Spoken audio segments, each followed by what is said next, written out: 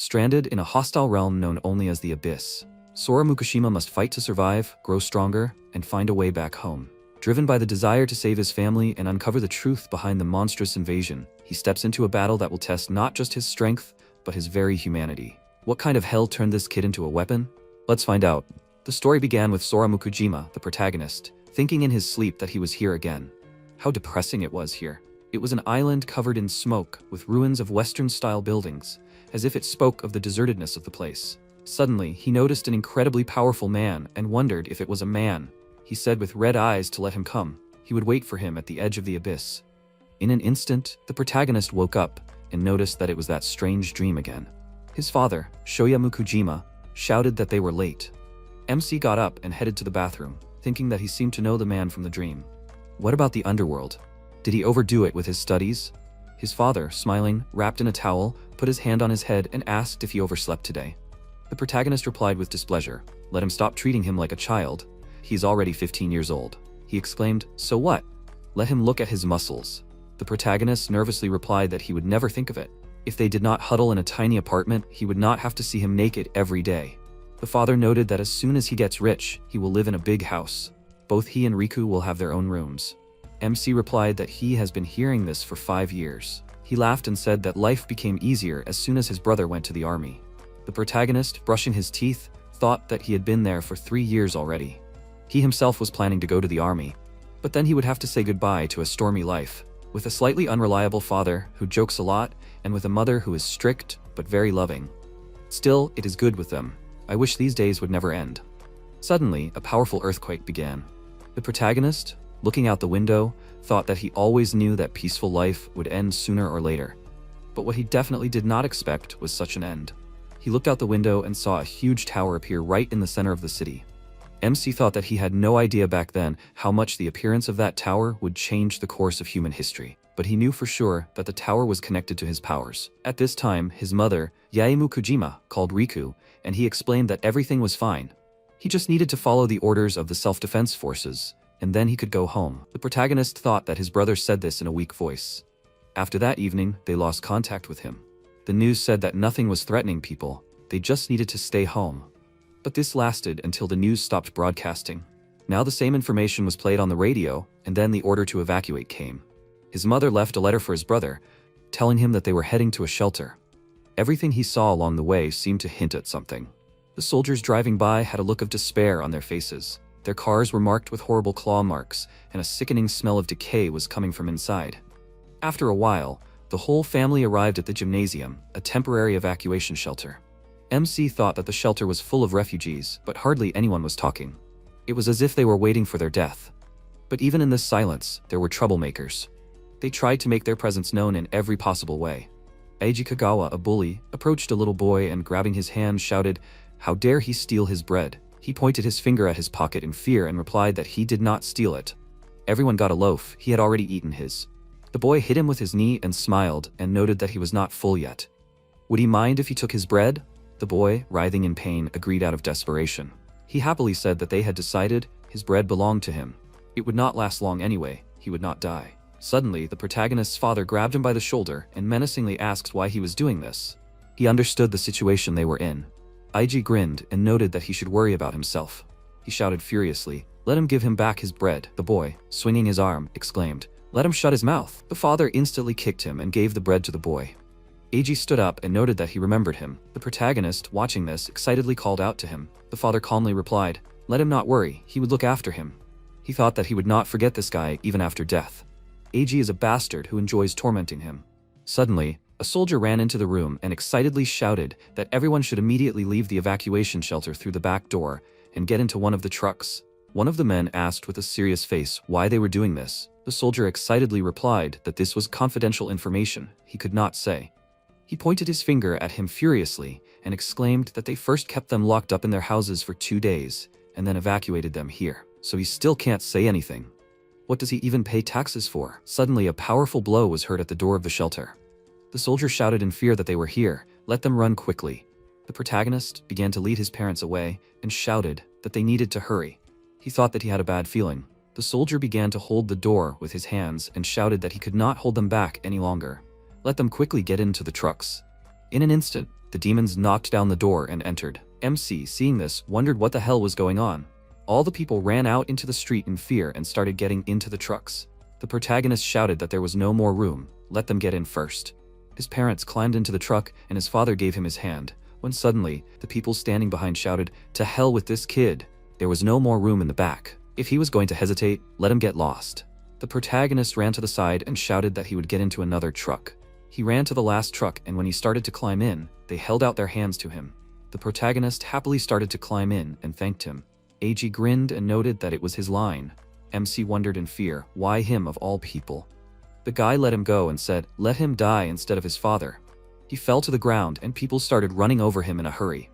The protagonist covered himself with his hands and thought that it was too early for him to die. Let someone help him. Suddenly, the image of the man from the dream appeared and he said that he would wait for him at the edge of the underworld. After some time, the protagonist woke up on the ground. He asked in confusion, was it a dream? Where is he anyway? Suddenly, a goblin appeared next to him and tried to hit him. Sora instantly dodged and fearfully wondered where his mother and father were. Why was he alone here? Was this really hell and had he already died? The goblin, seeing that he was running away, threw his axe at him and slightly hit him. MC fearfully wondered why he was still not letting go. What was going on here? First, a huge tower that appeared out of nowhere. Then the bastard who threw him out of the truck, a mysterious old man. And now, monsters. The moment the goblin attacked him, the protagonist instantly went wild and, armed with a stone, killed him. After that, he fell to his knees and thought that if you look closely, he looks like a character from the game. What is this black number on his chest? Is this really his level? Suddenly, a black crystal flew out of the dead goblin and flew into the protagonist's body. He thought in fear, did it penetrate his body? Wait, did his wounds heal? And not only that, he also feels stronger. It turns out that defeating enemies increases your level, just like in the game. There must be others on this tiny island. MC took the goblin's axe and setting off on his way, thought that he would look around so that he would not be attacked suddenly. After some time, he went around the full circle, but there were no monsters or other roads. It turns out that there is only one way out. The protagonist approached the edge of the island, and seeing the floating steps, thought that these steps encircled the island, drowning in the clouds. This seemed doubtful. He began to descend, and thought that in games such an area is the territory of the main monster, and he would simply respawn if he fell. But whether this world resembles the game or not, he will not check. MC, descending, noticed the entrance and thought that he did it. The stairs end here. He went inside and saw a slab with a torch and a mysterious door in front of him. The protagonist approached the slab and thought that he had never seen such letters before, but they formed words that his brain understood. It was written on the slab that the fragments belonged to their carriers. Having collected everything, he would gain the right to leave the abyss. He thought with a smile, what is he in the abyss? He needs to collect all the fragments to get out of here? Good, now he's motivated. If you think about it, that monster was not that strong. He will survive and get out of here. MC walked up to the gate and opened it, thinking that the first tier of the abyss was a territory with an area of 900 square meters. The number engraved on the body of that monster was 1. The second tier was 1,800 square meters. On the monster was the number 2. The third tier is 3,600 square meters, and one of the 4 monsters had the number 3 on it. The fragments were only in the bodies of the monsters with numbers. This is the key to the next tier. The higher the number, the stronger the monster. But what worries him most is that these keys are becoming more and more difficult to find. The area of the tiers doubles each time, as does the number of monsters. However, he himself is also becoming stronger. As he moves along the tiers, he encounters increasingly diverse monsters. On the 12th floor, he met the monsters that attacked the shelter that day. But now they are no match for him. The main character, having destroyed all the monsters on the next tier, thought that there were so many monsters here that his senses began to dull. When he climbed to the 13th tier, the number of monsters reached 500 million. Finding the key became like finding a needle in a haystack. Some of the key monsters were guarded by groups of other monsters, while others were hiding in tiny caves.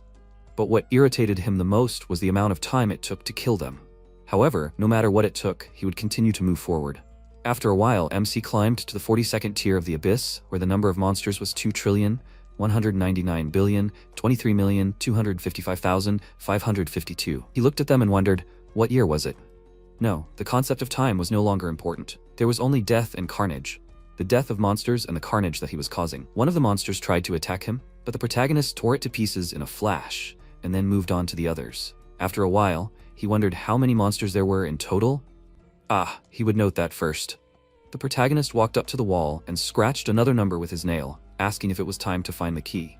Suddenly, a huge centipede appeared and destroyed the wall. He remarked that it was an impressive appearance. Could this monster really be the key? The protagonist quickly rushed to attack and thought that no matter how strong he was, it didn't matter. Even monsters that thought they were strong died in one hit. He destroyed the centipede in an instant and thought that for him, any strength had lost its meaning. MC furiously shouted, "Where is the key to level 42? Let this monster appear. It's had enough." At one point, 20 towers suddenly appeared all over the world. Before humanity had time to figure it out, monsters began to emerge from there, practically destroying the human race. Most were killed. That day became known as Doomsday. The few survivors awakened and gained access to the mysterious system. Those who awakened were granted colossal power. Human society was rebuilt. The awakened founded hunter guilds. At this time, the protagonist was chasing after Cerberus and shouted to let him show his stats. Suddenly, Cerberus was bound with chains and a portal appeared in the sky. He thought that he used an advanced teleportation scroll. He needed to stop it and interrupt the teleportation. Could there really be an exit? There really was an exit. MC made a powerful dash and headed towards the portal. A system window appeared, notifying that the summoning from the abyss could not transport more than 2 living beings. He furiously made another dash and thought that he would not let anyone stand in his way. At the same time, not far from City C on Earth, Yu Sonozaki, a level 19 mage, was running fearfully through the dense forest. She thought that she needed to get rid of them quickly. Suddenly, the girl fell into a trap and fell to the ground. Fighters approached her and surrounded her. Shosei Toshida, a level 38 barbarian, said to hand over the already advanced teleportation scroll. Choji Shido, a level 35 swordsman, pointed out that a level 60 scroll was not something a level 19 beginner could have. Give it to her, or else she would have no mercy. Aika, a level 31 druid, told him not to kill her. Yu screamed in fear that combat between hunters was forbidden. He was breaking the rules. Shosei stuck his sword next to her and said that he makes the rules here. Let her give him the scroll, and he will spare her hands. The girl, holding the item behind her back, excitedly noted that if she were in their place, she would not back herself into a corner. Aika excitedly exclaimed that she was going to use forced summoning. They should stop her. The swordsman swung his sword with incredible fury and shouted, "Let her hand over the scroll." Yu dodged and created a teleportation circle, saying that if she had to die anyway, she would drag them along with her. Shosei noted in fear that this was a forced summoning. Aika said in horror that no one would be able to control an advanced monster that was brought in this way. Let them stop her right now. Suddenly, a powerful electrical vortex appeared in the sky. The swordsman noted excitedly that there was an overwhelming force here. They would have a hard time. Suddenly, a level 3 Cerberus appeared from the teleportation scroll. Choji laughed and asked, "So much fuss for level 3 Cerberus?" And they were all wondering who she would summon. And to protect this scroll, she risked her life. Is this some kind of joke? Suddenly, the protagonist tore the Cerberus apart from the inside and got out of it. Choji shouted in fear, "Is this a humanoid monster?" MC shouted with incredible joy that he finally got out of there. He spread his arms out to the sides and began to laugh furiously. Shosei noted with fear that just laughing was making him shiver. Aiku noted in horror, "What pressure? Who the hell is this?" The protagonist approached her and, putting his hands on her shoulders, asked, "Are they on Earth?" She agreed with wild fear. He happily noted that he finally returned home. And were they cosplayers or something? They furiously attacked him and shouted that he should not underestimate the Tiger Roar Guild. In an instant, all their weapons broke upon impact with the protagonist's body. The swordsman noted with fear that he was a monster. MC grabbed him by the throat and shouted that he should show his number. Shosei asked with fear, what was he talking about? He let him go and ordered them to get out of here. In an instant, all the guild fighters ran away. Yu, looking at him, wondered how powerful he was, and those terrible scars on his body. Who the hell is he? It's unlikely that he's a monster summoned by a scroll from the abyss, right? The protagonist asked how many years had passed since the towers appeared. The girl excitedly answered that it had been 5 years. He asked if they were really on Earth. What kind of scroll was that? And why was she dressed like that? Yu fearfully explained that after the towers appeared, people had a system. MC asked if the world had changed much in the 5 years he spent in the abyss. She answered that City C had been subjected to 7 major invasions and she had escaped from there. He thought that this was his hometown. The protagonist grabbed her by the shoulders and asked what state the city was in now. The girl excitedly answered that the place was almost destroyed. But they sent strong people there. They should be able to kill the monsters. He asked with a serious face how to get from here to City C. Yu pointed her finger to the side and said let him go there. With lightning speed, the protagonist set off. She was surprised to think that he went there alone. What a mysterious man he was. She needed to tell her sister all this. Meanwhile, the fighters from the guild were returning back. Suddenly Fodel, the god of darkness, appeared next to them and noted that he felt his presence. He gives them 3 seconds to tell where he is. Shosei excitedly shouted, "Is he kidding? What is starting here again?" He killed the entire squad in an instant and noted that time was up. Meanwhile, in front of the tower, in the headquarters of the Tiger Roar Guild, the secretary reported that contact with Mr. Shosei's group was lost. The location of you and the scroll is unknown. Richard Mukai, a level 118 storm priest, nervously exclaimed that this was nonsense. The guys she recommended failed to defeat a level 19 summoner. The girl excitedly explained that their signals stopped coming in at the same time. He noted with displeasure that they were all killed in one hit. Let her find out who did this, and catch you. Let her tell everything. He would kill anyone who dared to raise a hand against his people. Richt went to the window and noticed the protagonist, who was in a hurry. He noticed with a serious face that he smelled disgusting blood. Who is this guy? Isn't there a fallen zone? The guy thought that this was an invasion of a completely different level. Large forces had undoubtedly intervened in the confrontation with him. The tower that had been sleeping for 5 years had finally begun to move. He started to leave and exclaimed, "Let the assistant call off all search parties. The matter is urgent." After some time, MC reached the fallen zone of the city sea and, sitting on the roof, thought that in the 5 years that he spent in the abyss, this place turned into hell. But in the abyss, the weak he became strong. His feelings became hardened. He himself became a monster. But thoughts about his family made him move forward. The monsters that he once feared now seem like small flies to him. He asks that his family take care of themselves. The protagonist entered one of the buildings and thought that City C used to be full of life, but now it is a wasteland. All the buildings are destroyed as if after a strong earthquake. And yet, there's no trace of monsters killing anyone. No one lived here after the evacuation was announced. He entered his apartment and said that he knew he would not meet anyone, but he came anyway. After all, this place is full of memories. MC noticed a note from his parents on the table, which said that everyone says that he died, but he and his mother refused to believe it. They took his things and put them in his room as they were before. They believe that he will come back. He shed tears and noted that they risked their lives to come here for him. The protagonist continued to read that they also hung up his favorite clothes from small to large sizes, so that he can always wear new ones whenever he comes back. There is a map of the road to shelter number 6 in the dresser. As soon as he reads this letter, let him promise to find them. They will be waiting for him. With love, his mom and dad. The protagonist put on new clothes and, taking the blade, wondered how strong he is now. If it is strong enough to end this apocalypse, maybe he will be able to return the lost days. He cut his hair and thought that he will move to the east, as shown on the map, straight to the 6th shelter. But the road goes through the ruins. It will be faster to pave his own way. The protagonist set off at lightning speed, killing all the monsters along the way. One of the survivors, drinking alcohol, asked what it was. It seems to him that he heard some loud sound. The other replied that he was drunk and now hears all sorts of things. Being a guard is very boring. Suddenly, the protagonist himself flew past them. They exclaimed in fear, "What was that?" A man ran up to them and noticed that he had filmed it on camera. Was that really a person? At this time, Eiji and his comrades, having entered the guild, cornered the girl. She screamed in fear, telling them not to come closer. She only came in search of food. He grinned and noted that she was a survivor of the wasteland. His comrades began to add that she was good. They had not seen a woman for a long time. Eiji, licking his lips, said with a smile, "Let her not worry, they were good guys. And they would take care of her." He pressed her against the rubble and noted that he would be gentle. How could one pass by such a body? Suddenly, MC landed next to them and asked, "Some things do not change, right?" Eiji shouted in confusion, "Who is there? If he interferes, he will definitely not get off easy. Let them grab him." The fighters ran to attack, but he neutralized them with 2 lightning strikes. The guy, taking out his sword, shouted furiously, "Who is he?"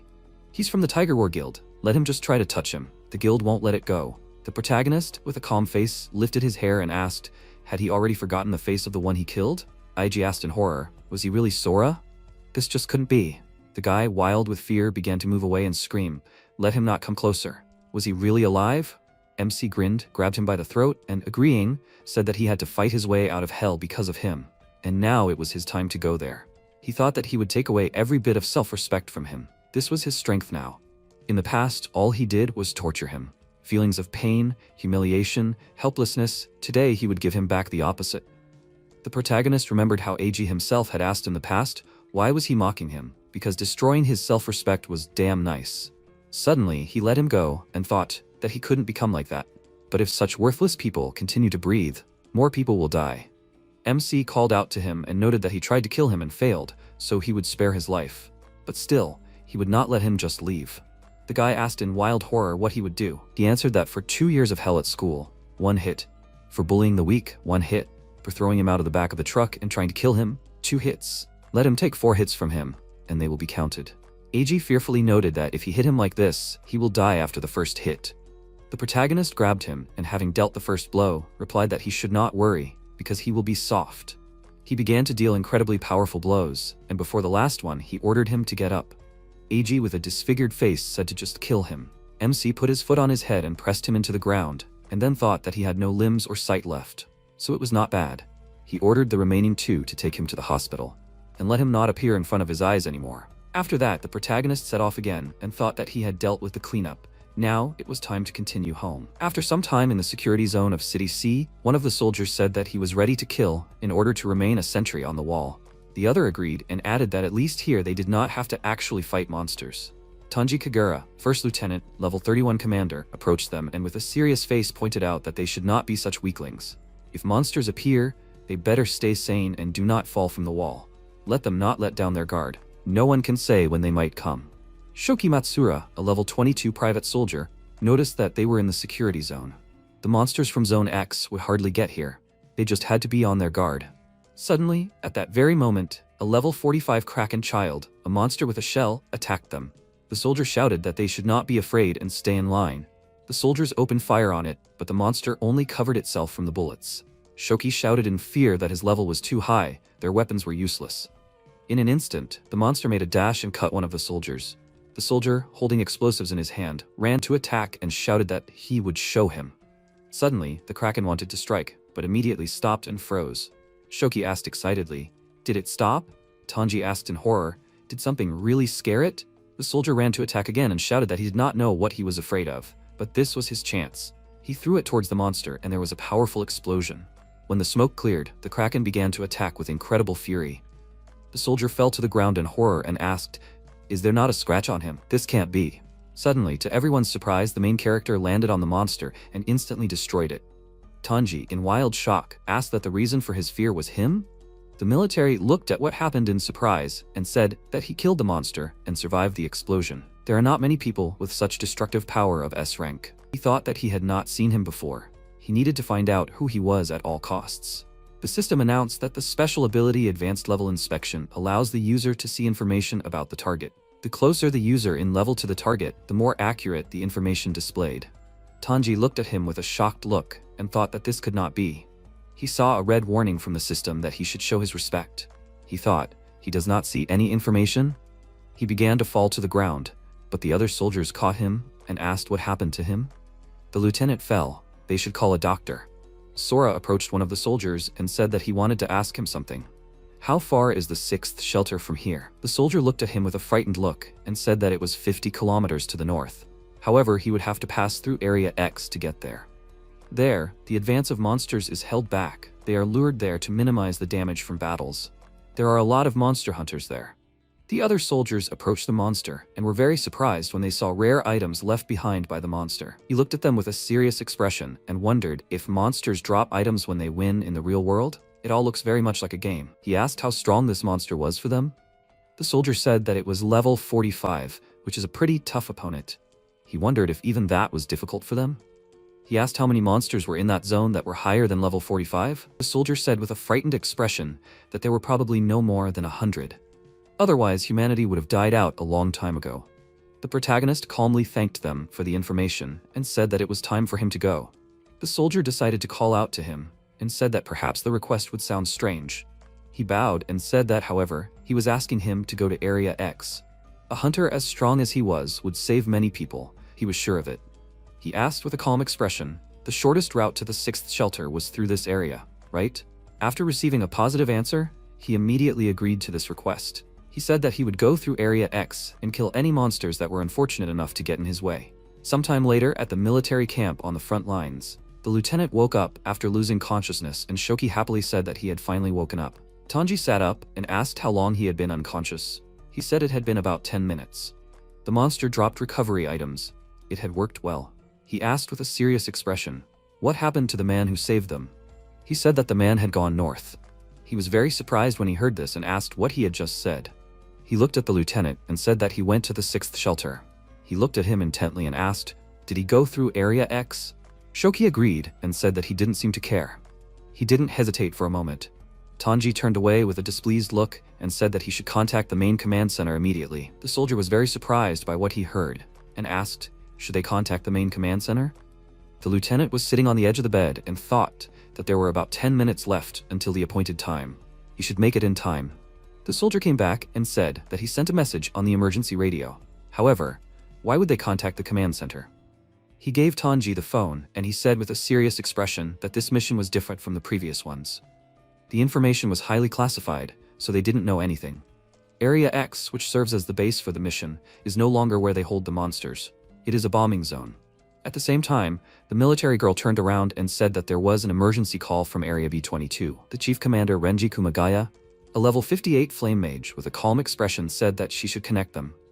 She agreed and began pressing the buttons on the keyboard. Tanji's image appeared on the large screen, and he said that the communication code was BW342222. This is Lieutenant Kagura. New information has appeared. A mysterious hunter has just gone to the bombing zone. He does not know about their mission. The commander looked at him with a calm expression and asked if he called to report his mistake. He refused and said that he felt it was urgent to inform him of the upcoming bombing. This man is very strong. We cannot allow him to die. Renji calmly asked what level this hunter was. The lieutenant with a worried expression said that he did not know.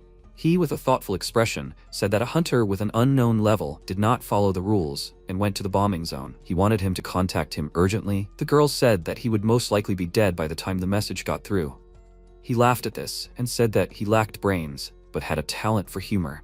It seemed that they had not been trained well enough to be left alone. He was in no position to interfere with the affairs of her subordinates, but if he reported her to his superiors for obstructing the progress of the mission, she would be held accountable. Western Commander Mi Tonosaki, a level 73 golem tamer, looked at the idiot and wondered, was he seriously going to set up his own man when they needed to deal with the enemy? However, Kagura, whom he had trained so carefully, was trying to save a stranger, even if it meant canceling the mission. Just how strong was this man? She called the lieutenant and said that she believed that he had no intention of interfering with their plan. However, if his reason wasn't convincing enough, she would personally court-martial him. He was confused by this, so she asked the general if that would be okay with him, right? Renji looked at her with a displeased expression, then turned around and told the lieutenant that he should give them a reason that would be okay with them. Tanji agreed and said with a serious expression that the man had killed a level 45 Kraken child in one hit. She was surprised by this, and he said that this meant that he was a hunter with a rank higher than A. Mi asked with a surprised expression if that man was an S-rank soldier. Renji said with a thoughtful expression that that was impossible, since everyone with an S-rank was currently on missions. There were no confirmation signals coming from B-22. Why didn't he know his rank? He had the ability to see it after all. Tanji said that the problem was that he couldn't see his rank. To his shame, after using the ability on him, he passed out due to information overload. This means that he is at least level 100. They were surprised by this, and the chief commander said that this is indeed a very rare power, but this is not a reason to stop the mission. The Eastern Commander Nobuo Yuasa, a level 44 stone mage, agreed with him, and said that they cannot cancel their military tasks for such an uncertain reason. This mission involves thousands of troops from 4 different forces. This is enough to completely surround the bombing and security zones. It was originally planned that after the bombing, the garrison soldiers would kill the remaining monsters. However, if an emergency alert is made, the monsters will react to the sound and run to one place. If this happens, the territory will fall instantly and thousands of soldiers will die. Saving one in exchange for 1,000 is too risky, even if we are talking about an S-rank hunter. Mi thought it over with a serious expression and said that in the end she was rejecting his request. They couldn't waste so many people's efforts just to save one person. This decision was final. Tanji was very surprised by this, and the device immediately ended the connection. He squeezed the device in his hand in anger, and Shoki said with a worried look that he had done everything he could. He agreed and said that the end result was important. He looked down and noticed the car keys hanging from his belt. He stole the keys, and the lieutenant said loudly that he should go back because the bombing was about to start. He didn't listen to him and got into the car and said that there were still 6 minutes left. Tanji called out to him loudly and asked if he wanted to be court-martialed. He had to go back immediately. He didn't listen to him and drove to Area X anyway. The soldier called out to the lieutenant in surprise and asked if they should give him back. He said with a serious expression that they don't have to do that because he made the decision himself. He is sure that he understands what he is doing. Shoki continued driving along the road and thought with a tense expression that he must make it in time. At that time, he doesn't yet know that the person he was trying to save will become the hope of all mankind. He continued driving for a few more minutes and said that he lost track of him. Where did he go? This is the shortest route. If you can't find him, does that mean he's moving faster than the car? Next up is Zone X. Maybe he should turn on the loudspeaker? He'll definitely hear it, but it will also alert the monsters. Time was running out, so he reached for his radio and said it wasn't important. He was about to start talking and thought he was a disgrace to the army. He said loudly that this was the soldier he helped earlier. This zone was about to be bombed. He needed to evacuate immediately. He repeated his message again, and MC, who was fighting the monsters, heard him. He turned around at the voice and said that now it was clear why there were no hunters in the area. The monsters weren't a threat, but he wasn't sure he could survive the heat from the explosions. He should avoid pointless risks. That soldier had put his life on the line just to warn him. He couldn't let him die here. Shoki looked out the window of his car and asked if he heard it. There was very little time left. He noticed monsters walking towards him and said that he had indeed attracted the attention of the monsters. He was about to leave and said that he needed to get out of here. However, he was still there. At that moment, he very quickly killed the monster that was walking towards the car and knocked on the window. Shoki opened the window and said that he was incredibly glad that he was alive.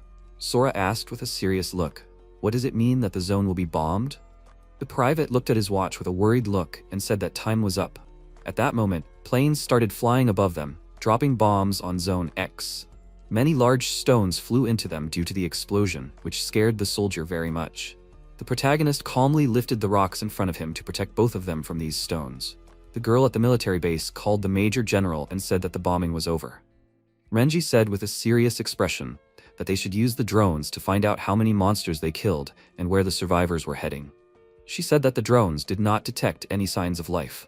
He looked surprised by this and asked where all the monsters went. She said with a shocked expression that they were still in the bombardment area. The ones in the center of the bombardment were completely unharmed. He said with a displeased and surprised look that this couldn't be. Mi asked what the drones were showing. The girl pressed the buttons on the keyboard and brought up the image on many screens. She looked at it and wondered, were those the shields? Did the monsters do this? Wait, is there a person next to them? The girl said loudly that the monsters attacked the drones. They lost all contact with the drones. She asked with a serious expression. They were told that this wave was different from the others, but what was this? They knew about the drone reconnaissance. Nobuo became very worried about this and said loudly that they should evacuate all the soldiers from the garrison. Mi turned around and said loudly that it was urgent to announce a full retreat. They needed to hold the walls. The girl said with a worried look that they were not heading towards the walls. She looked at her with a worried look and asked, "Then, where are they heading?" She pointed to the map and said that they were heading towards Area B22.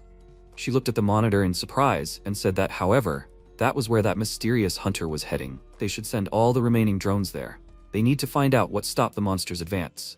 Shoki got out of the car and asked with a surprised expression, "Did the bombardment stop?"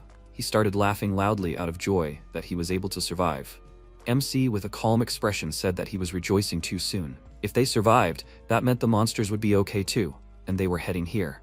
He ran up to him, pulled him down and loudly ordered him to duck. A drone fell next to them. The soldier noticed it and asked, "Did the monsters attack the drones?" This has never happened before. He looked up with a calm look and said that he would be surprised later. They saw many monsters heading towards them, and he said that they had guests. Shoki looked in surprise at the many monsters with their level, and said that this is the highest level group in this monster influx. Their leader is level 90. After the bombardment, there was not even a scratch left on them. They are finished. They will all die here. Sora stood calmly next to him and said that they are both unharmed. Since the bombardment did not harm the monsters, then they will just kill them with their own hands. He jumped very high towards the army of monsters and said that he should hide in the car. He killed all the monsters that came his way very quickly. One of them managed to strike with his weapon, but he easily stopped it with his hand. He pulled this huge weapon and the monster could not hold it. Immediately after that, he jumped very high and swung his fist. The monster put up a block with a huge shield, but he broke it and hit his fist in the head. With one blow, he killed this monster, stopped on his shoulder, and looked at the man who was next to him.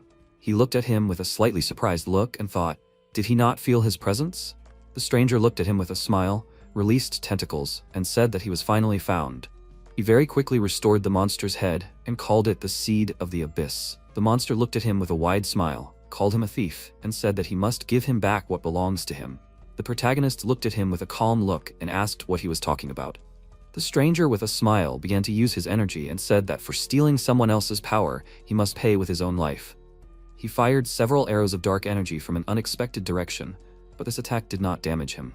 He looked at him with a serious expression and said that if this is all he can do, he will not be able to kill him. Immediately after these words, a huge monster hit him with his hand. A drone flew up to them and started filming what was happening. The stranger noticed this and wondered if Odin's raven was watching him. He was wrong, it was an imitation created by people. MC stopped the monster's attack with his hand and said that if he really wanted to kill him, he should take it more seriously. Immediately after that, he attacked him very quickly, but the stranger disappeared at the moment of his strike. He appeared on the roof of a building nearby and said how disgusting it was to be watched by vile people. These low-grade creatures irritate him. He pointed at the drone with his hand, after which one of the monsters immediately destroyed it. He looked at the sky and said that they must destroy every observer. The military man who was hiding in the house looked out the window and said that he broke his drone.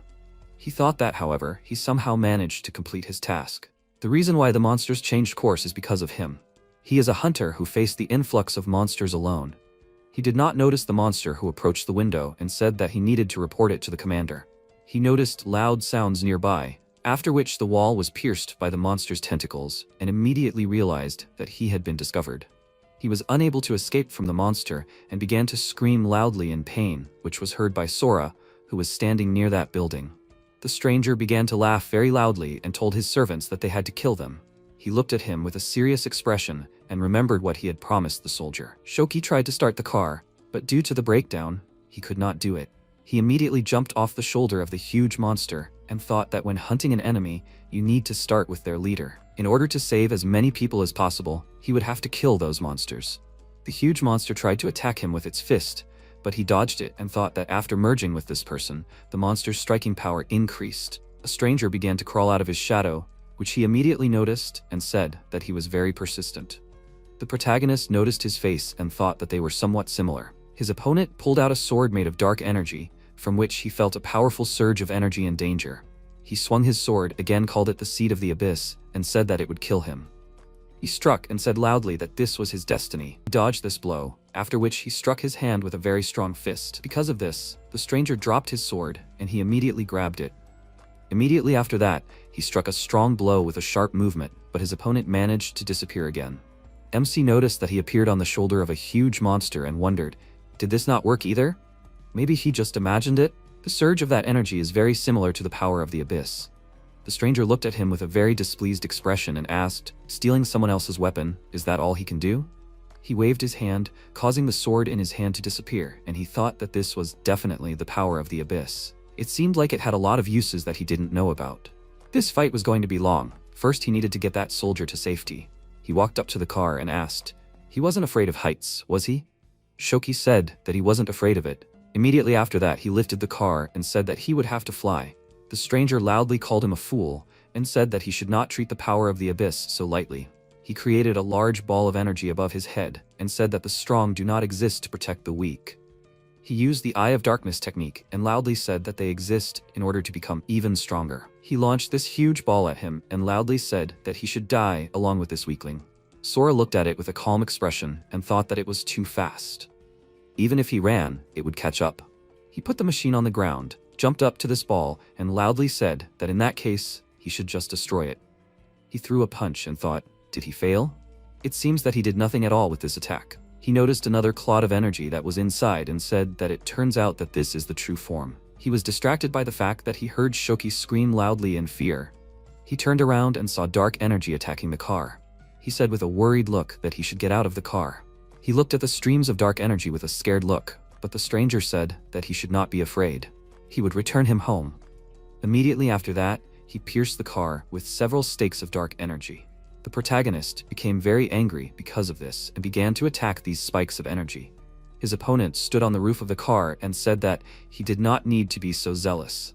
He did not answer him anything to this and broke the spikes with his hand. He took Shoki out of the car with the energy and said that as he could see, he was not dead yet. He showed his face while he was suffering because of this energy and said that it was even smiling at him. He used the necromancy skill and began to laugh very loudly. When he calmed down, he said that he had such a wonderful destiny to watch those he cherished die before his eyes. MC walked towards him with a serious expression on his face on the spikes of energy and looked at him. He He remembered his past and asked if he also liked to destroy other people's self-esteem. The stranger used the skill Obsidian Storm to attack him and said loudly that he shouldn't state the obvious. He continued walking towards him, didn't dodge the many rocks that left wounds on him, and asked if he really thought so. He jumped to the ground, swung his fist, and said that trash like him really pisses him off. After that, he delivered a very strong punch, broke the spikes of energy, and threw the car into the air. As soon as the car hit the ground, he jumped higher and caught Shoki, who had become a zombie. He looked at him with a mad smile and tried to attack, but it was pointless. Sora locked him in the car and apologized for dragging him into this. Immediately after that, he turned to the stranger and ran towards him very quickly to attack. He punched him, but he disappeared again and said it was useless. He appeared behind him with a sword in his hand and said that a newbie who couldn't even handle the power of the abyss couldn't hope to defeat him. Unexpectedly for him, he turned around very sharply and threw him aside with a strong punch. After this attack, he wiped the blood off his fist and said that he was no match for him. The monster ran up to them very quickly, and the stranger couldn't believe what had happened. He looked at him in surprise and asked how he could hit him. The protagonist flew up to him with incredible speed and told this idiot that people tend to grow. He became worried when he noticed him and immediately moved to the monster's shoulder. He looked down with a very displeased look and asked loudly if he had really learned to control the power of the abyss by watching his actions. He lost sight of him and asked loudly where he had gone. He turned around abruptly and saw him appear behind him and already raised his fist to attack. He immediately teleported to the roof of the building and said that he was a harder opponent than he expected. MC looked at him with a serious expression and said that he could escape from him, but he would see how he escaped from this. He threw a very strong punch and released a powerful energy that cut off the monster's arm and destroyed the building. It began to recover again, and he thought that then he would aim for the core of the real body. He grabbed the dark energy coming out of the monster's body and said loudly that he would be crushed. The monster could not believe it. His attack worked, and this huge monster began to disappear. He looked at the stranger, who was standing next to him, and said loudly that he would be next. He began to concentrate a large amount of energy above his head and said loudly that he would remember this. He used the Shadow Unity skill and began to suck out the dark energy from the monsters that were standing nearby. Due to the large amount of energy concentrated in one place, a very strong wind arose. As soon as he finished using his skill, he immediately disappeared. Sora noticed this and asked, did he use such a technique just to escape? He threw his jacket on the ground and said that his clothes were ruined. He looked at the photo with a serious expression and said that it was good that at least the photo of his parents was intact. He returned to the car where the dead Shoki was lying, opened the door and said that he probably had a family waiting for him too. He took the token from him and then buried him nearby. As soon as he finished, he started to leave with a serious expression and thought that he would come back with him. It was unlikely that the guy using the shadows was finished. He had absorbed so many shadows that he could attack at any moment. He couldn't let him get to the shelter first. He ran very fast and thought that he needed to get there as soon as possible. After some time, Mi came to the scene and loudly told the soldiers that a squad of drone operators should thoroughly inspect the area. They should make sure that not even a mouse could slip past them. The rest should remain extremely vigilant. A soldier looked at the tablet screen with a very surprised look, called out to the commander, and was about to say something about the monsters. She looked at the battlefield with a serious expression and said that they were all defeated. She turned to them and loudly said that he should check the drone recordings and report back if he found anything. She looked at the battlefield and thought that there were clear signs of a past battle. That strong hunter that Lieutenant Kagura reported not only survived the bombardment, but also destroyed all the monsters from the influx. One of the soldiers loudly called out to the commander and said that the memory card in this drone was not damaged. He will show the recording right now. She walked up to him, picked up the tablet, and looked at the monitor with interest. She thought that it was Private First Class Matsura who had gone to the bombing zone and must have been that hunter. One of the soldiers walked into the place where the boss of this wave was cut and noticed bright energy.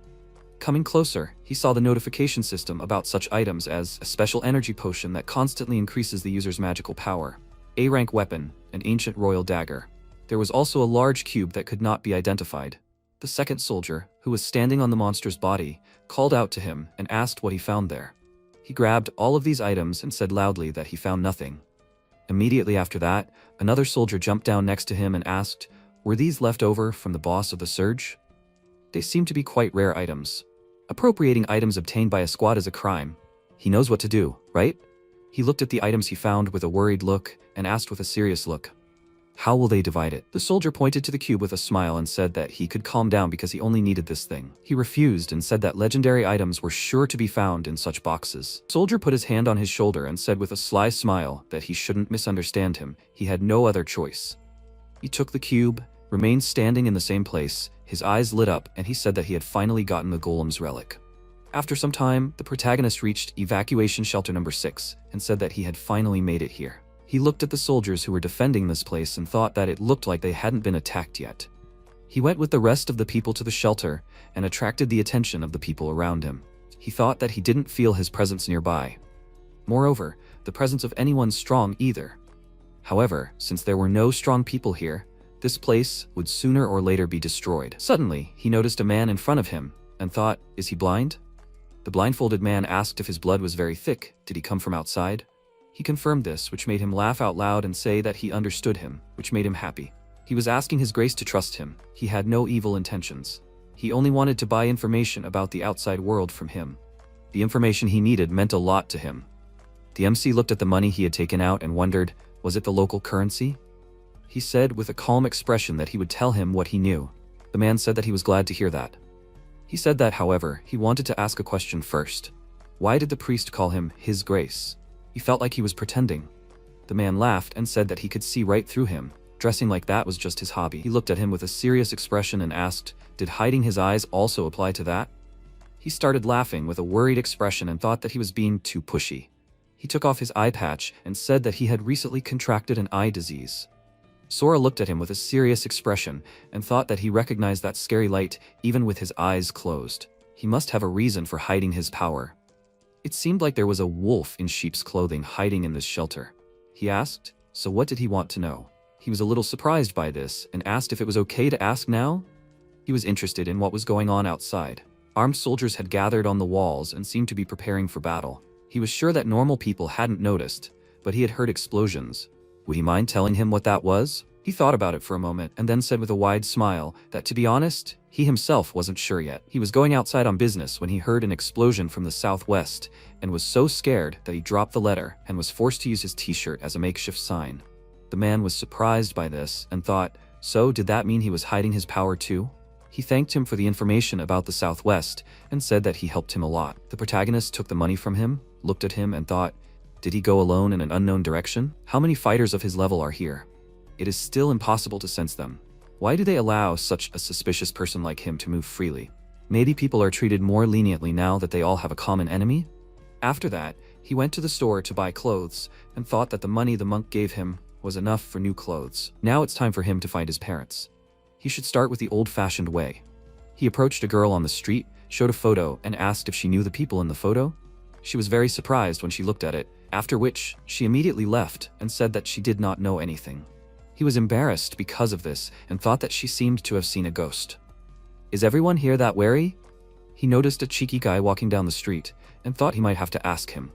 The guy called out to him to get his attention. He looked at him with a frighteningly serious look and asked what he wanted. The guy looked at him with a serious but worried look and said he didn't look like he was from around here. He was interrogating people with a photo in the middle of the night. What century was he even from? He showed him the photo and asked if he knew these people. The guy asked if he was picking on everyone like this. He looked surprised at what he saw and asked where he got their photo. He asked if he knew them. He looked at him with a serious look and asked what business he had with them. The MC said with a serious look that he was their son. He looked very surprised by this and asked if he was that kid. He started to flex his hand and asked with an indignant look if he was laughing at him now. He didn't have time to do anything because he noticed a truck that was driving quickly towards them. The truck that was carrying the corpse of the monster crashed into him, and it stopped against him. The guy was very surprised by what happened and asked, what happened? Sora stood there with a calm expression, apologized, and asked if he could repeat what he said earlier, because he didn't hear? The guy looked at him with a worried look and said loudly that it really was him. They hadn't seen each other for a long time. He pointed his finger and said that he should just go ahead. That's where he would find their house. He walked in that direction and thanked him for that. He waved his hand at him and told him that he should take care of himself. Right after that, he started running away with a worried look and thought that things were bad. He needed to gather everyone. The main character was walking down the street and asked if the bandit knew where his parents lived. He thought that if he thought about it, his father was kind to everyone he met, and his mother too. This world just uses such good people. However, everything is fine. Now he will be around. He reached the end of the street and said that it must be here. He saw a very long fence around a big house and asked, "Do they both live here?" He stopped at the gate and thought that many people had fled. It seemed that there were plenty of empty houses. He knocked and heard his father's voice asking, "Are you done with work today?" His father opened the door and said loudly, "Welcome." The protagonist was very surprised when he saw him. He asked loudly, with a very serious expression, "Who was he?" He looked at him with a slightly confused look and said, "It was him, Sora." This surprised him very much and he asked, "What did he just say?" They moved to a more comfortable place to talk, and soon his mother entered the room with drinks on a tray. She sat at the table and asked, "They still haven't started talking?" Her husband told her that he found it hard to believe. He was nothing like the Sora he remembered. At times like this, you have to resort to it. MC didn't understand what he was talking about, and he said with a sly grin that this was an exchange of secrets between a father and son. Of course, he didn't want to expose himself in front of his wife, but if he didn't answer the questions, he wouldn't get out of here in one piece. He looked at the ceiling and mentally told his assistant, Ochiai, that if he said anything even a little suspicious, let him deal with him. Ochiai meanwhile was watching them from a small crack in the ceiling, and Sora, noticing him, thought, "Is this his accomplice?" Apparently, he is still cautious. But with such reliable protection, they can relax. His father suggested him to start, and he smirked as he told his sidekick to get ready. He was about to hear something he shouldn't have.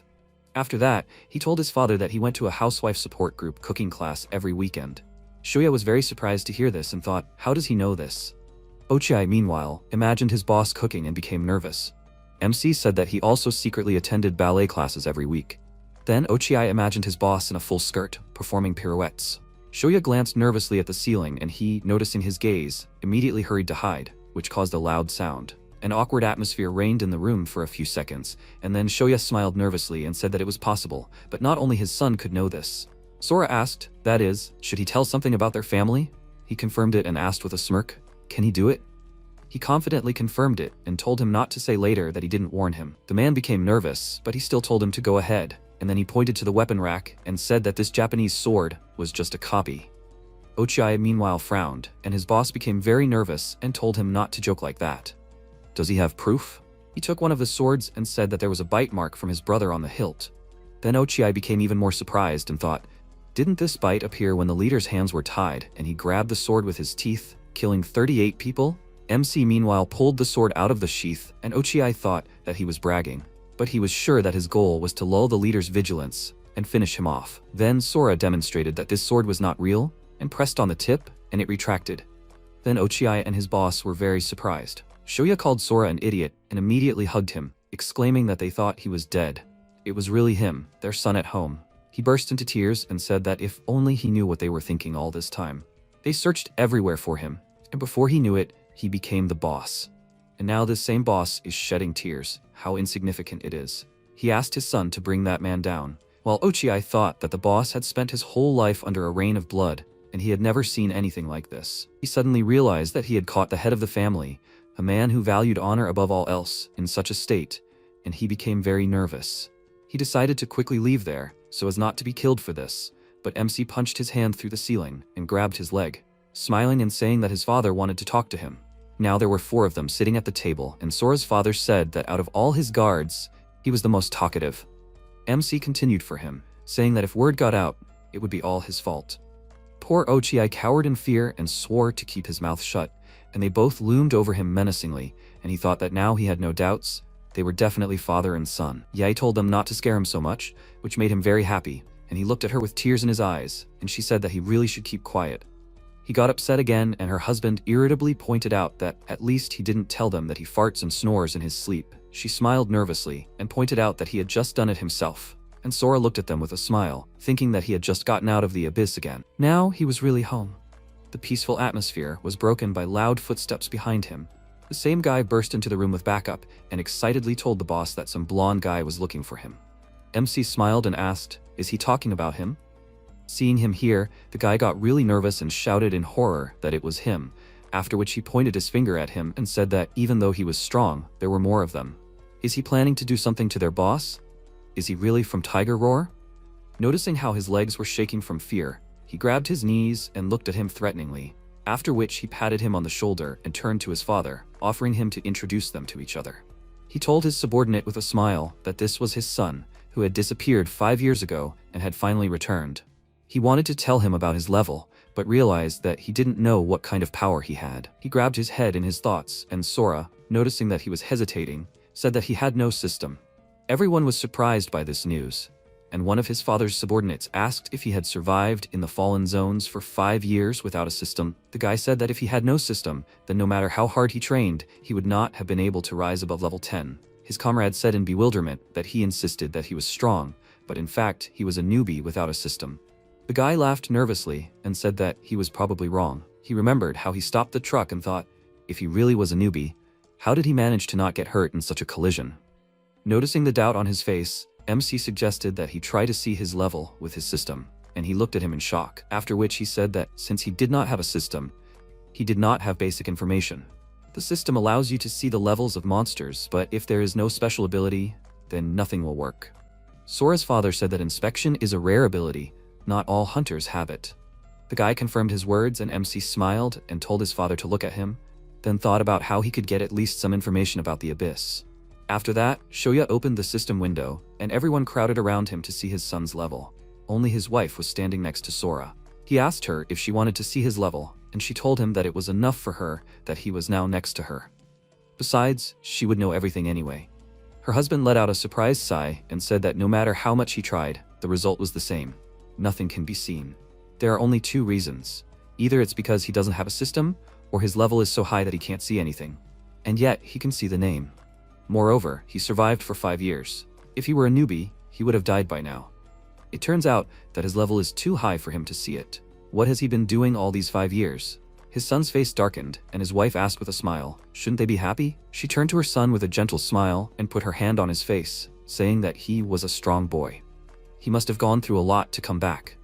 He looked at her with sadness in his eyes, and then remembered everything that had happened to him over the years, and couldn't hold back his emotions and cried along with her. He hugged her to his chest and said that everything was fine now. He was home. He asked her not to cry, and his father, looking at them with tears in his eyes, closed the system window and sent his subordinates out, saying that after a long time they were finally reunited with their child. He left with them, quietly closed the door, and asked them, what about Jiro and the others? 2 hours had passed and they still hadn't returned. He went to sort out some business and MC and his mother were left alone. He asked her about his brother and already suspected the worst, but his mother reassured him, saying that he was fine, but was currently in the army.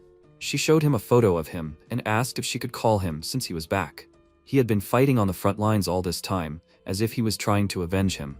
Sora remembered himself with his brother as a child and said that he hadn't seen him for a long time, after which he asked if she held a high position here. She confirmed it, but the reason everyone respects her is because she is a priestess. She has a lot of healing abilities, which allows her to be a great support, and she can even make prophecies. He was very surprised and asked if since she is a priestess, she can see right through him. She told him that she can't see other people's abilities, but he was still worried about how she knew this. She said that she can make prophecies, and she knew that one day he would return. Meanwhile, someone came to the residence. Upon opening the door, the guard was greatly surprised to see Vice Chief Jiro Iwashima and his men. Shoya came out to greet him and spread his arms wide to the sides, rejoicing at his return, but noticing his sad appearance, he immediately came closer to him and quietly asked, "What's wrong?" He asked someone to observe from behind the scenes how things were going. Did they find out anything? He told him that as he suspected, Tiger Roar had teamed up with the army. They gave the army the monster carcasses as usual, but that guy with the laptop started picking on him during the inspection. He made up excuses and only gave them half the points, although he reported the full value to his superiors. During the inspection, all the difference went to Tiger Roar. After hearing the report, Shoya frowned and thought that Tiger Roar, which was supposed to remain neutral, was already doing something like this, and it would only get worse. He said that they couldn't sit back and humiliate themselves, it would affect the future of the city. He told Jiro with a smile to forget about it, and instead eat and rest. After that, he took out his sword and added that he would go to Tiger Roar later and settle the matter. They needed to show them that the Unification Guild was not naive. MC, meanwhile, heard the whole conversation and thought that thanks to that dark shard, all his abilities are working at full capacity. And not only that, but also his senses have become sharper. Now he can hear from far away. It seems that Kagawa and those bandits are connected with Tiger Roar. Will his father go to negotiate with them? He is a little worried. He left the room and told his father that he will go with him, and one of his subordinates nervously thought, does he want to interfere? Then he will have a chance to see his true power. Jiru meanwhile looked at the stranger questioningly and asked, "Who is this?" Shoya introduced him to his son and told him that 5 years ago he disappeared in the Fallen Zone, and he asked what his level is. He told him that his son has no system, and he looked at him, asking, "So is he an ordinary person?"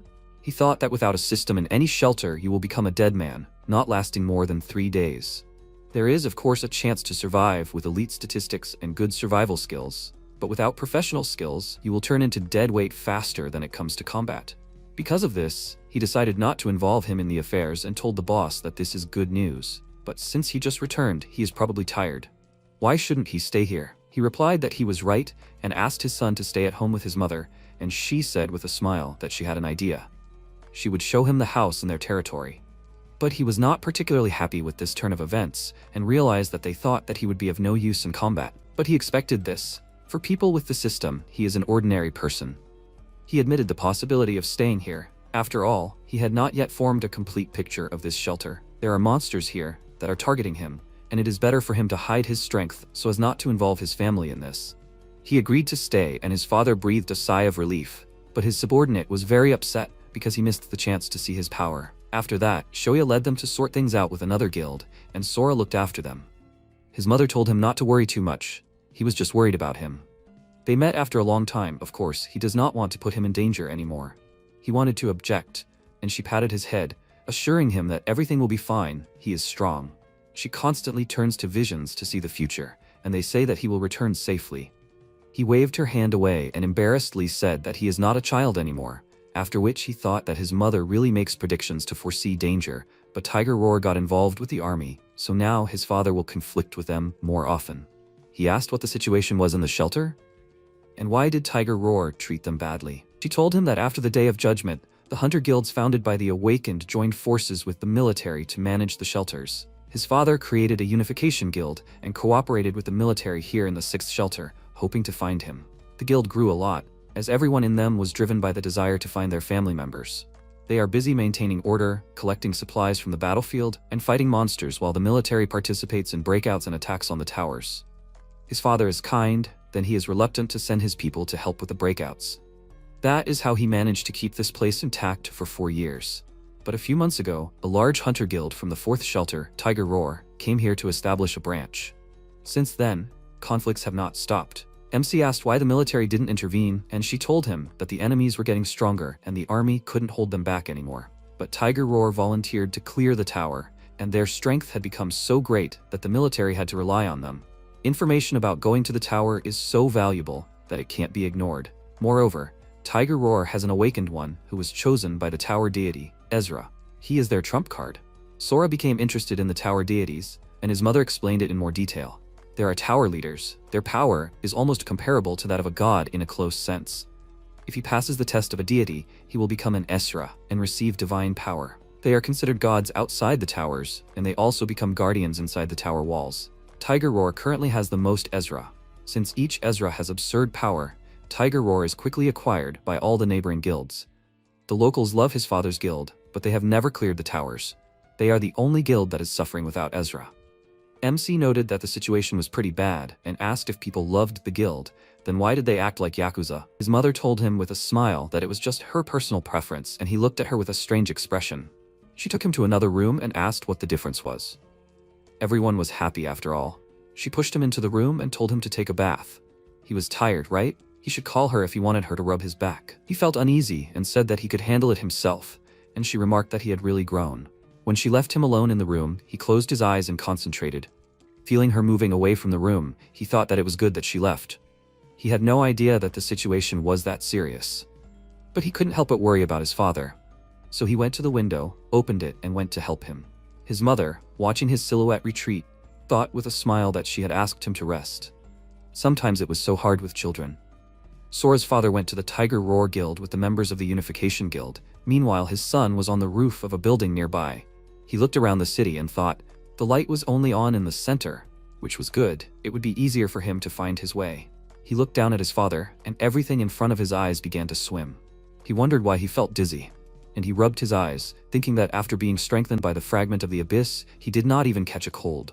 Suddenly, someone's voice appeared, calling him an abyss seed and saying that it would not let him escape. He immediately recognized that voice. It was that guy, Fudel. He started looking around for him and thought, is he hiding his presence? He does not sense him at all. After all, he snuck into the shelter. At that moment, his head started spinning even more, and Fudel said that he won't let him escape. It's all about his soul. It's marked by him. It appeared at his left shoulder, and he, noticing it, immediately struck with his fist, but nothing happened. His hand went through his head. It turns out it was an illusion. Fudel said again that he won't let him escape, and he thought, so this is the mark? Fudel kept repeating the same words, and then a bright beam of light hit him, and someone asked what he was doing there at night. MC cursed. He screamed too loudly, and that's why they found him. They ordered him to get down, and he decided to escape. Jumping from roof to roof, he thought, the illusion disappeared? As soon as he landed, he looked around and Fudel's head appeared again. He remembered the moment when the illusion disappeared and thought, was it because of the light then?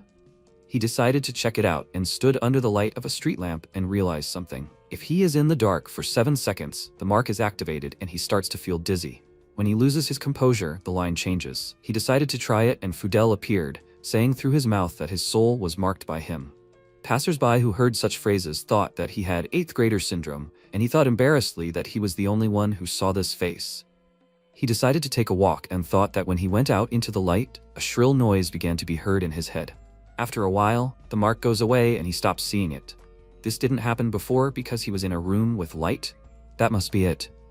The illusion appeared again, and he, looking at his head, thought that he could probably find him and launch a surprise attack at any time, so he must not let his guard down. But first, he needs to find his father.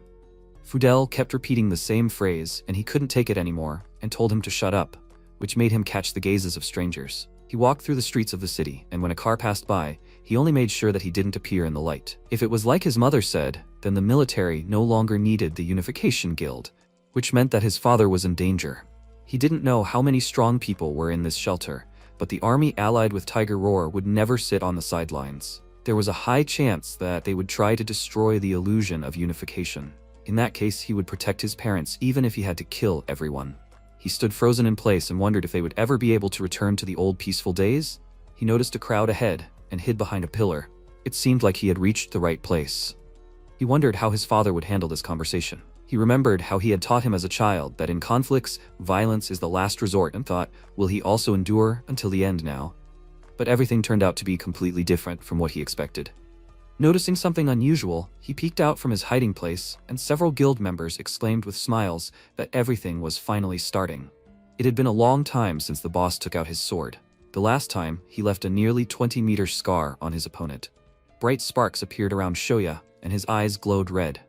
He said the name of his opponent, Tsuchida, with a smile, and then pulled his sword out of its sheath and swung it, ordering him to come out and fight him. With his sword, he cut the building in half and parts of it immediately collapsed with a roar, after which the delighted cries of the guild members were heard, and Sora was in complete shock. After looking at the result of his blow, Shoya put his sword away and sighed heavily, while MC called out to some guy and asked, was the boss always like this? He responded with a smile and asked, didn't he know? The boss is known for rushing into battle without thinking. Sora was very surprised and asked, didn't he really say that violence is the last resort? He told him that at first he said so, then he still believed that the military would settle everything. A lot of time has passed since then. The military doesn't care about skirmishes as long as the hunters do their job and the civilians don't starve to death. They won't bother breaking up anyone. That's why the fastest way to settle a matter is with your fists. If you can't win in a fight, then there's no point in opening your mouth. Talking won't help here. Hit first, talk later. MC frowned, thinking that he thought that the strong avoid fights, judging by that monk. Did he misunderstand something, or is it okay to go on a rampage if he has power like his father? Or is that why that monk covered his eyes? Meanwhile, that monk, Yukio Shizenji, was standing on the roof of the building and watching the military helicopters circling above the monster's body. He activated his keen eye ability and took a closer look at the monster. It's level 9, but it looks like it was torn apart, but there are no traces of heavy weapons or anything else on it. The only thing that scares him is how many strong people are here, so he needs to act. After that, he covered his eyes with a blindfold and left. And Tsuchida meanwhile came out to Shoya and started cursing at him in every possible way, asking if he thinks everything is the same as it was when this shelter opened. He told him that a lot has changed. At least there are annoying idiots like him now. He should have finished him off back then. Tsuchida looked back and asked, why doesn't he do it now? Or is he scared? His words angered Shoya, and he said that he would not let him get away with this. Then he began to pull out his sword from its sheath, and his enemy, noticing this, became very nervous and mentally told his ally that he had provoked him enough. Let him finally come out. Or is that not enough? Shaking with fear, he pointed his finger at Shoya, calling him a coward, and said that he can't even draw his sword. It would be better for him to become Tiger Roar's fuel. With this, he provoked Shoya and he rushed towards him, swinging his sword, but he responded by putting up a shield and defending himself from the blow. Meanwhile, Tiger Roar's ally, who remained in the shadows, was glad that he fell for the trick, then came out to them and ordered them to stop. It turned out to be Osamu Shirai, a level 63 assassin. He looked at Shoya with displeasure and asked how he had the nerve to start a fight in the hideout. Seeing that he was on Tiger Roar's side, the members of the Unification Guild were very indignant, and Sora thought, is this the soldier who supports them? Is it a coincidence or not? He feels that there are many people in this building. He is definitely not here by chance. The soldier came closer, and Shoya thought, is this the one who helps Tiger Roar? The man said that according to Article 15 of the Temporary Shelter Security Law, duels are prohibited. Violators can be punished with imprisonment for 15 days or more, depending on the severity of the violation, or execution. He smirked and asked Shoya if he was ready to carry out their order. Now he understood what they were planning. He hid the sword and thought that they provoked him, and then decided to use the law to arrest him. He is not worried about his corruption being found out. He can't even believe that they decided to brazenly frame him. Once he goes to prison, they can't extend his term indefinitely or even make him disappear by accident. Without him, the Unification Guild will fall to Tiger Roar and the others. But why would the military go so far as to upset the balance? Is there a power struggle going on among them? He doesn't know what he's planning, but he can't confess to a crime. He smiled and said that he was wrong. There was no duel. As someone who supports the Unification Guild, he can't confess to a crime without evidence. The soldier then pointed to the cut on the house and said with a smirk that this sword mark was clear evidence. Shoya chuckled and said that he must be joking. True, this was evidence, but only that he was trying to redesign the building, not start a duel. Osamu approached him and said that he seemed to be misunderstanding something. It's not up to him to decide this. If he says this indicates a duel, then it is. He lost the moment he came here. Now he should just give up. Noticing the many armed soldiers in the building, Shoya became nervous, and his guild members began to support him, and the guy exclaimed that since they decided so, they need to fight them. Their boss told them to wait. They are also in the kill zone, so they will not shoot at them. Osamu chuckled, and Shoya, looking at his level, thought that it would be difficult to quickly stop the killer. But if he takes Tsuchida hostage, he can break through. When Tsuchida noticed his gaze on himself, he became very worried, and when Shoya began to take out his sword, they prepared to attack. Tsuchida activated the shield and thought that he was not the weak link. The agent's defensive capabilities are not like other classes. He can analyze more incoming attacks. At this distance, he is able to block. The sword shield can only withstand swords. The level of this confrontation is much higher and can handle a full-scale attack from a level 69 warrior, even though it's nothing to him. Shoya can't do anything to him with it. Filled with confidence, he ordered him to surrender, and Osamu asked if he was okay with going himself or being thrown into prison with his comrades. Let him decide. Shoya remained silent, and his second-in-command called out to him with concern. Trying to make a decision, he gritted his teeth and his energy began to sparkle. But then, everything went silent. He didn't pull out his sword, but handed it to the soldier, which surprised the other strong ones, and he said that he did it wisely. His guild members thought that this blow was for show, but the others sided with the boss, and Jiro remained silent. He received a signal from the boss. When he raises his sword, it means to prepare. When he lowers it, it means to attack. They don't know that he and the boss have such signs. He gathered more strength in his hands, and Shoya meanwhile dropped the sword from his hands and it disappeared, which surprised Tsuchida greatly. Shoya took advantage of his confusion and rushed towards him, ignoring the soldier, and he quickly pulled himself together and thought that none of this mattered. This shield has a spell that blocks sword attacks. Seeing his opponent draw his sword, he smirked and thought that even a level 69 person would not be able to cut through his shield, let alone him. But he did not expect that someone would help him. Jiro used his abilities and covered the tip of his boss's sword with many stones, due to which he was able to easily break through his defense. Since the sword turned into a hammer, the shield immediately shattered, and Tsuchida realized that he had screwed up. At that very moment, Shoya threw away his sword and reached for him, but Osamu figured out his plan and rushed towards him, pointing his dagger at his neck, and exclaimed that if he touched him with a finger, he would be executed. Jiro, meanwhile, clenched his hand into a fist, and a wall of thorns grew in front of the assassin and blocked his entire path. His dagger sank into the thorns and a piece of stone flew off, and Shoya continued to walk towards his opponent. Tsuchida stepped back and told the soldiers to kill him, and they opened fire on him. Jiro continued to support the boss. He waved his fingers, and a stone wall grew, blocking them from the gunfire. Shoya smiled and thought that if he could just stop him, they could retreat. He was very close to Tsuchida, but something unexpected happened. When he was about to grab him, his opponent disappeared somewhere, and he looked around to find him. Osamu, holding a piece of stone in his hand, said with a smirk that the stone prison created by his ally plunged him into the shadows, and he noted the remnants of light magic on Tsuchida's shield, thus fulfilling the conditions for activating the assassin's ability, Shadow Trance. He moved Tsuchida to himself and said that without hostages, he lost, and then ordered him to surrender. But for some reason, everyone was very surprised when they looked at him. Even his soldiers nervously called out to him, and he asked what surprised them so much. MC put his hands on Tsuchida's shoulders, and Osamu disagreed with him, asking what was surprising about that. The soldier didn't even turn around out of fear and thought, who is he? Is he Shoya's backup? But how did he sneak up on the killer? He doesn't know who he is, but he is definitely his enemy. Whoever strikes first will win. He will have to take advantage of this. He put his hand on the potion bottle, and Tsuchida, noticing this, became nervous and thought, this is a deadly poison that Tiger Roar prepared to kill a level 90 monster. When did he manage to steal this? Osamu rushed forward, then turned around abruptly, and threw 2 blades smeared with poison at Sora, which made his father very worried about him. The poison began to spread around the area, and Tsuchida covered his airways with his hand, thinking that it would kill everyone. The soldiers did not know what kind of fog it was, and only when they began to fall, choking on foam, did they realize that it was poison. Tsuchida thought that he did not like all this, but at least they killed Shoya's ally.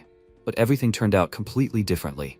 He grabbed him, then Osamu, and pulled them both towards him. They were surprised that he could still move even under the influence of poison that could destroy a level 90 monster. They both realized that he was just a monster, and were very scared. It turns out that MC caught 2 blades thrown at him with his mouth. He spat out the knives, then asked where they were going. They both remained silent, and Tsuchida nervously thought that, depending on the specialization, the player's stats vary, but it is always intelligence, perception, strength, agility, and constitution. If he can withstand this poison, then his constitution is on par with level 100 players. Sora told the soldier to order his men to lay down their weapons, to which he gave him a nasty glare before grabbing his arm and flipping over to climb onto his shoulder. Threatening to break his arm, he ordered him to shut his mouth, and Tsuchida smiled, realizing that this was his chance. As long as he could free himself from the grip, he would be able to get out as well. But MC quickly stopped their attempts to get out and delivered a powerful punch that sent the 2 of them flying to the side. They both flew past his father and hit the wall, causing dust to rise. Clearing his throat, Shoya turned around and was greatly surprised that his son could do such a thing to them. And at that very moment, the assassin's body began to emit static. Sora noticed this and glanced back out of the corner of his eye, and Osamu had already appeared behind him and thought that even though he was strong, he doubted that he would be able to react to the shadow trance. He stabbed him in the back with all his might, but he found that he couldn't pierce his skin and realized that his body was like steel. No matter how much force he applied, he couldn't push the dagger further and became very nervous. When he tried to pull it out, he couldn't do it, and MC took advantage of his confusion to strike. Before his fist could connect with his face, Osamu threw his upper body back and immediately increased the distance between them. But despite his dodge, he still got hit and thought, what's going on? Did he hurt him just by swinging? He needs to retreat. A second later, Sora appeared in front of him. He grabbed his face and slammed his head into a rock. He only had time to think that he was so fast before losing consciousness. After dealing with him, MC stood up to the surprised looks of everyone around him, then grabbed the killer and dragged him along with him. The soldiers decided not to tempt fate and do anything, and Sora told his father that he would handle the rest himself. For now, they needed to go home. He agreed to this with a nervous smile, after which they returned to the residence. Shoya entered the room where his family and subordinate were waiting for him, and Yae asked if he had figured everything out. He confirmed this, and his deputy asked if he had managed to find out anything. He sat down next to him and told him that they were silent, but it didn't matter. At least they had found out the location of Tiger Roar. Let them be ready if anything happened. He decided to put his plans for Tiger Roar aside for now and asked his son what had been happening to him for the past 5 years. He told him that after he caught them in a conflict, he realized what he had done. 5 years ago, he was transported to a strange reality and spent all this time killing monsters. It must have been one of the towers. He was locked inside. He told them everything that happened to him in the tower and how the summoner sent him back here. His father thoughtfully said that he only knew of 16 towers, but none of them were like the one he described. He said that meant they didn't know it yet, and Jiru said that if this tower was near shelter number 6, then clearing it out was the top priority. After that, Shoya looked at his son with a smile, glad that he survived, and his deputy laughed and said that he came back 100 times stronger than any of them. Ye touched her son's hand and said that all of that was in the past, he was home now, and her husband added that they would not allow their family to be separated anymore. When his mother's hand touched him, MC realized that their hands were just as scarred, and remembering how they used to live, decided to never leave them again. Suddenly, the lights flickered and then went out completely, plunging the entire residence into darkness, and Sora felt dizzy. Jiro assumed that the lights were out because of the thunderstorm and rain, and his boss said that he hadn't heard of such a forecast. Meanwhile, MC became very nervous because he knew what was about to happen. An illusion appeared next to him and said that it definitely wouldn't let him leave this time. MC was worried that it was him again, but his words were different from last time. Moreover, neither his father nor mother could see him, although they were awakened. Suddenly, Fudel moved behind him. The protagonist was surprised to think that he had disappeared. Had the spell really broken? No, he had simply left his body. He noted with a smile that they had not seen each other for a long time. The protagonist thought that he considered himself a separate person. It did not seem that he could physically incarnate, so it was an illusion. He would deal with it later. Fudel bent down and asked with a smile, was he pretending not to hear him? Did he really think that he was an illusion? Ordinary people love self-deception. He took his eyes and asked, well, how is it? Does he still consider him an illusion? MC was frightened to think that he could not see anything. Could it really be real? Suddenly his father asked worriedly, what happened to his eyes? The mother tried to use the skill Purification on him, but a system window appeared, notifying that the target was not under the influence of the curse. The protagonist worriedly thought that this was a real physical embodiment. This is bad. Everyone here is in danger. He made a sharp dash and began to attack the god of darkness, who, in turn, mockingly asked what he was afraid of. The father shouted excitedly, is there really an enemy here? He does not see anyone here. The protagonist, grabbing him, asked why he was chasing him.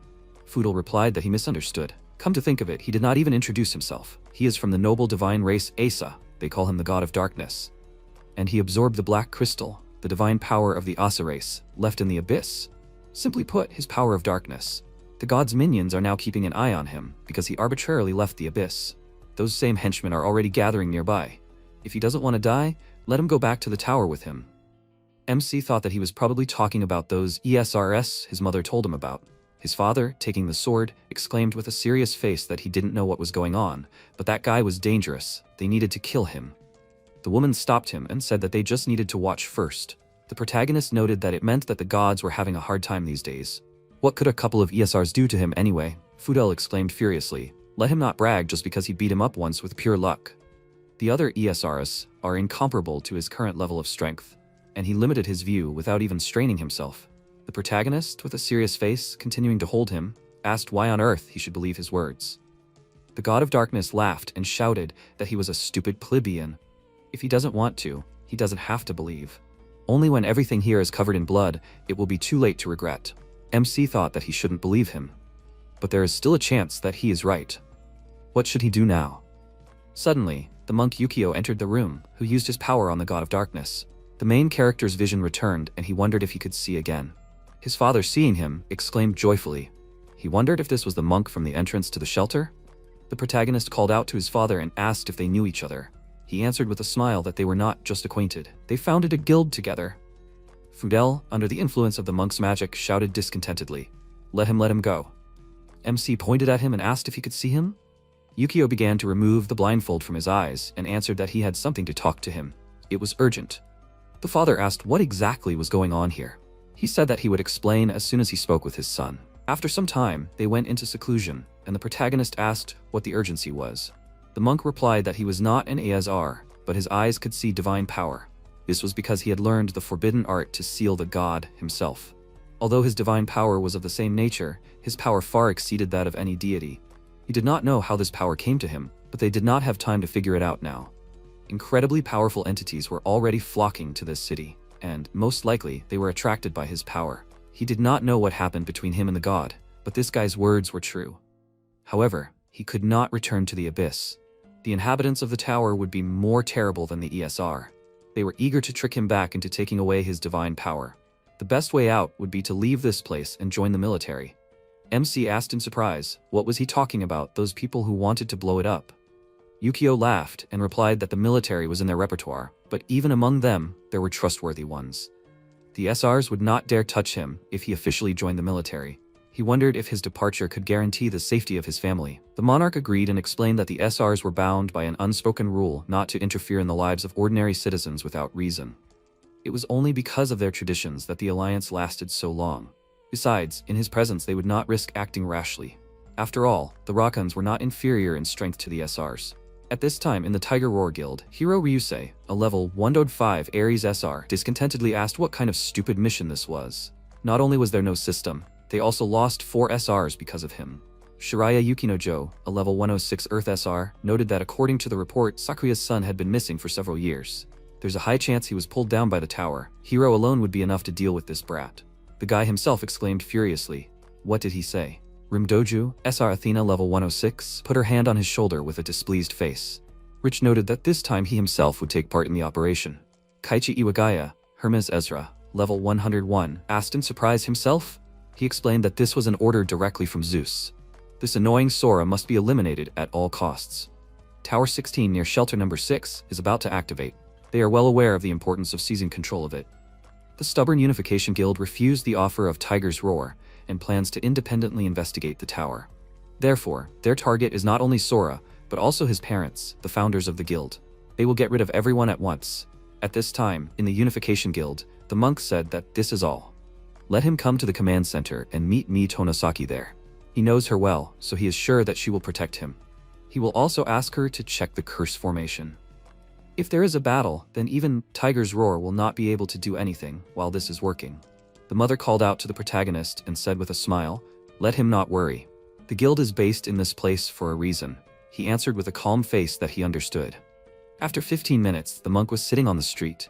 Suddenly, he felt a force and thought that they were here. In an instant, all Esras and their leader from the Tiger Roar Guild entered the territory and launched their numbing magic. Yukio used Curtain of Golden Bells and created a barrier that reflects their magic. He worriedly thought that 4 ESRs came at once, enriched himself. The leader called out to Shiraya, who immediately chained up everyone from the Unification Guild. The monk thought that things were bad. All the guild members, and even the cover squad, were captured by this evil spirit. They were trapped, and there was no way for them to get out. Shoya used the scanning eye and found that Richt, Hiro, Rim, Shiraya, Kaichi, Ye, himself, Moshihito, and Yukio were in the area. After scanning, he noticed that the level difference was huge. The monk wondered what kind of business could bring them there in the middle of the night. Shiraya reported that the evil spirit said that it was not here. Richt approached him and asked where it was. Yukio replied that he had no idea who it was. Hiro exclaimed furiously, what was he talking about? He smirked and noted that they lacked manners. The guild member furiously said that if he wanted to die, let him say so. At this time, Ye, who was in the building, used the barrier activation. In an instant, all the ESRs were hit by a weakening curse. Hiro swung his fist furiously and said that this pissed him off. Even if he was cursed by a level 68 trash, he could still destroy their guild single-handedly. Yukio calmly grabbed his fist with a smirk and replied that he was underestimating the Unification Guild too much. A system window appeared, notifying that ESR Ares was weakened from level 105 to 71. Hiro asked in bewilderment that his level had dropped by 30 steps. He asked with a smile, what can he do without his high level? The monk dealt a powerful blow, from which the enemy flew away. Under the spell, all the members of the Tiger's Roar Guild were weakened. Shoya pointed out with a serious face that everyone within the curse's range would lose half of their caster's level. In other words, their level would drop by 34 steps. Do they really think they can fight in such a state? Rick chuckled and replied that it was even more interesting. He called out to Rim, and the girl used her ability to teleport them to the Athena arena. The Tiger Roar Guildmaster mockingly noted that while he had them in his hands, Sora would crawl to him himself. It had been a long time since they had a fight on equal terms. It even excites him. Let them not let him get bored until the protagonist falls into his trap. At this time, the members of the Unification Guild burst into the territory. They began to shout, "Where's the boss and everyone else? What did he do to the boss?" Richt, armed with a spear, said that they will simply eliminate the annoying interference. At this time, the protagonist was in the city. He landed next to the people and, seeing me, thought that this must be the girl. MC raised his hands and said that he was from the Unification Guild. He needs protection from the military. She ordered the military to lower their weapons and asked, "Is he Sora?" She just needed to ask him about something. At this time, in the arena, Athena, Rim began to use her ability and shouted, "Let the gods behold her battle. May their miraculous power guide her." After that, a huge angel appeared in the sky. The girl explained that each side must choose 5 representatives. The first team to achieve 3 wins will receive the blessing of Olympus. Hero added with a sly grin that the losers will be incinerated by divine light and scattered to the wind. Shoya asked with a serious face what 5 representatives means. There are 8 of them here. Rim replied that for now, that's it. The star of the show is still on the way. So, who will be the first to challenge to death? The protagonist's father received a system window that said that ESR Hero was challenging him to a fight. The monk stepped forward and noted that he allowed himself to think superficially, which is why they got into trouble. Shoya put his hand on his shoulder and replied that it wasn't his fault. Besides, they were all in the same boat now. Yai's curse had lowered their levels, so they had a chance in one-on-one battles. Jiro approached them and noted that he was right. She is currently unfit for battle, so if at least the 2 of them can handle it, victory is theirs. Yukio said with a serious face that ES Ares is the strongest of them all. After becoming an ES, he single-handedly defeated an entire guild of 3 ES by taking advantage of Ares' superior skills. But let them not be afraid, he has one way. Let him fight first. The monk entered the arena and said that he accepts the challenge. The angel shouted that, let there be a battle. Hero rushed forward with lightning speed and shouted that he had enough of his chatter. Yukio began to parry the attacks and deftly dodge. He mockingly shouted, can he really only run away? Shoya, watching their battle, happily noted that he was doing well. Hero began to press again and, having dealt a blow, retreated. Shiraya, watching this, asked, did he himself approach and now he is breaking the distance? Apparently, it is not easy for him. Rim answered that this guy is not weak. Shoya worriedly asked if he is okay. Hero with a grin asked how he likes these fangs of Cadmos. He, being with a wounded hand, worriedly wondered, is this the snake Ares? He would never have thought that he would inhabit the body of the Esra Ares and help him in close combat. Hero, with a sly smile again lightning fast, went on the attack and shouted that they have just begun. Cadmos has not yet eaten. The monk again began to dodge, but it was already difficult for him. When the snake Ares itself bit him, he fearfully thought that it became faster. Yukio used the skill, Curtain of Golden Bells, pushed the enemy away, and then thought that it was he who slowed down. A system window appeared, notifying that Cadmos' poison had reduced all stats as a result of poisoning. The poison fangs absorbed the strength and regenerative ability from the blood drunk by Cadmos himself. Hero mockingly noted that he was strong for a monk. But he thought that this was his limit. Shoya, watching this, used the scanning skill and wondered if the battle continued. The gap in strength would only widen. Would their warrior cope? Hero pounced on him again, and while striking, shouted, well, how can he handle the Cadmos poison that is spreading throughout his body? They will see how long he can last. At that moment, the monk began to say a prayer, saying that through the emptiness of all realities of Dharma. The guy, hearing this, mockingly exclaimed that he was praying. Does he really think that God will help him? Rim, watching this, asked if it was her imagination or if he was being enveloped by divine power. Shiraya remarked that it was strange, he wasn't even an Esser. Where did he get his divine power from then? Shoya, seeing this, happily said that it was unthinkable. It was a risky move, but to find a good solution in such a situation. He thought that this match could still be fought for. Yukio folded his arms and said that everything is one in essence, forged in the reality of the Vajra. He bowed to the embodiment of all Buddhas. In an instant, the Vajra Bodhisattva mantra of 100 verses appeared next to him. Hero said with a smirk that he spat on his god. Did he really think that this pathetic trick would stop him? The monk, covering his armor with divine power, flew into the air. The guy smirked and shouted that he was an idiot. Was he really trying to even their chances by wearing armor made of divine power? He liked his determination. Was this his entire winning plan? He thought that among the people he had killed, there were idiots like him. They thought they could block Cadmos' fangs by covering themselves with a shield of divine power. But they didn't know that divine power was a resource even richer than fresh blood. It would devour him, just like that poor guy. Let him fall into the abyss of despair and die. Hero swung his arm to deliver a powerful attack, when Yukio suddenly got ahead of him and struck him in the face. He thought in disbelief that he had managed to suppress Cadmos' poison and regain his speed with this divine power. The monk continued his combo and delivered a powerful kick to his stomach. Hero, coughing up blood, thought that not only speed, but also strength. His reflexes, he had improved on all fronts. However, he is the perfect bait for Cadmos. He grabbed the opponent's hand with the help of a snake and grinned, saying, let him stop kicking and just let Cadmos devour him already. His divine power will belong to him. Suddenly, Hero began to overflow with divine energy and fearfully wondered, what is happening? He does not control the divine power? Yukio asked with a smile. Is it not too early for him to rejoice? The power of Rakan is a heavy burden for the body. He pushed the opponent away and began to deliver numerous blows right to the face. Hero excitedly shouted, does he really mean that Cadmos cannot handle his divine power? That simply cannot be. The monk asked with a smile, asking why he assumed that this was divine power. He delivered a powerful control blow and slammed him into the ground, and then noted that now he understands why he so wanted to retrain as Rakan back then. Hero stood up and asked, did he have no godly powers left, even to simply maintain the form of a snake? Then it was all or nothing. He released a huge number of thorns from himself, released an incredibly powerful poison, and shouted that he was offering Ares the blood of a poisonous snake. Let him grant him his spear so that he could fight until his body decays. Rim, watching this, noted that even an ESer could not use this, did not offer an appropriate sacrifice, and that was temporary. It carries the power of a god and adapts to the fighting style of the ESer bearer. Shiraya answered with a smile that this is the insurmountable difference between an ordinary player and an ESer. It's all over for a monk. The girl thought that only Hero offered the poisoned blood of a snake as a sacrifice, which Ares himself gave to him. If the gods find out about this little deception, they will definitely be furious. However, Ares is merciful. He will forgive him for the victory. However, if he were to lose, she couldn't even imagine what fate would befall him. No, an Isar who had mastered a divine weapon could not possibly lose to a simple player. At that moment, Hero hit his spear and went on the attack. Yukio worriedly wondered if he was going to get closer again. Where did the spear go? He couldn't reach it at such a distance, could he? He tried to jump back, but the enemy released the spear and slightly injured him, and then used an explosion, and a powerful magical explosion was heard at the point of impact. The monk thought that he was lucky to avoid the blow with the help of a well-timed mantra. He hoped that this spear was at least not poisonous like his snake.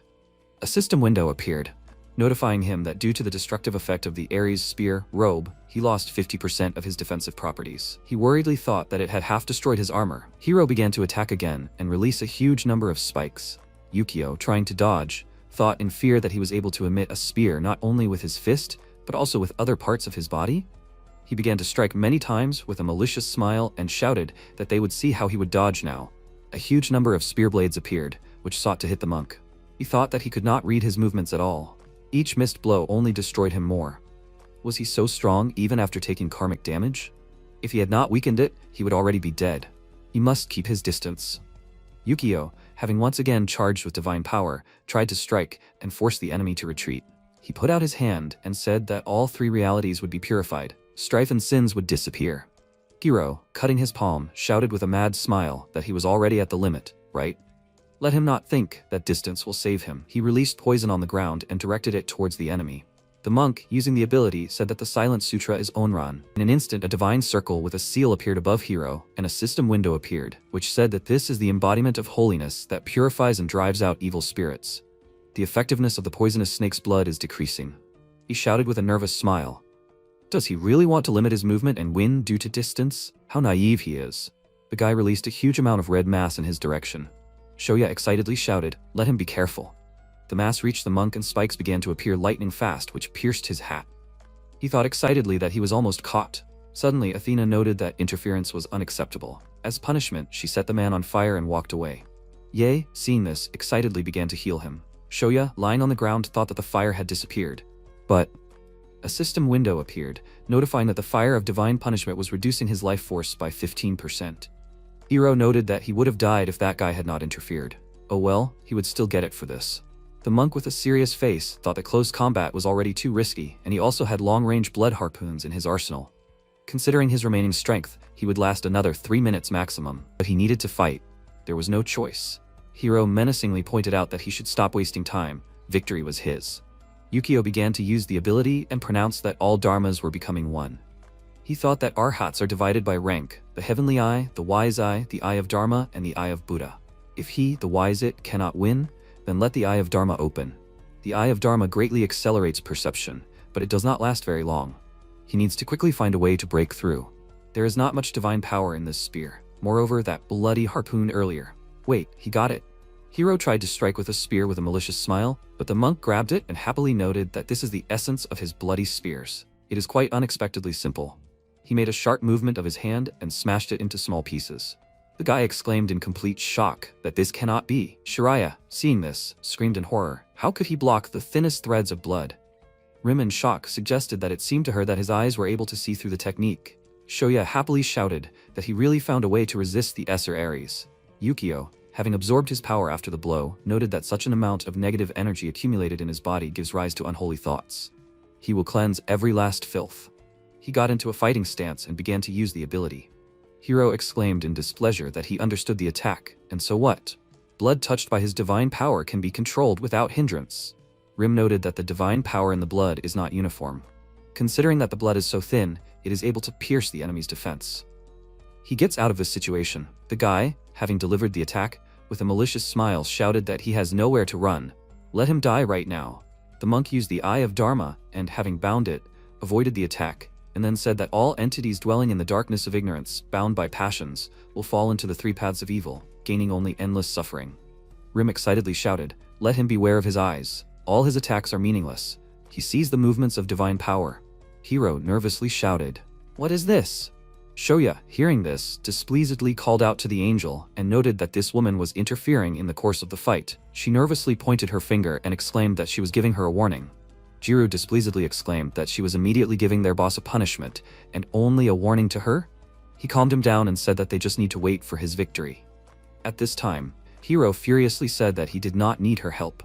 Suddenly, he noticed a huge spirit standing behind the monk. The guy furiously shouted that he was a damned monk. Yukio said with a serious face that the word had been spoken, may he appear before them, overcoming obstacles and fooling the world, while the suffering whisper his name. He thought that this was the sutra that monks study first.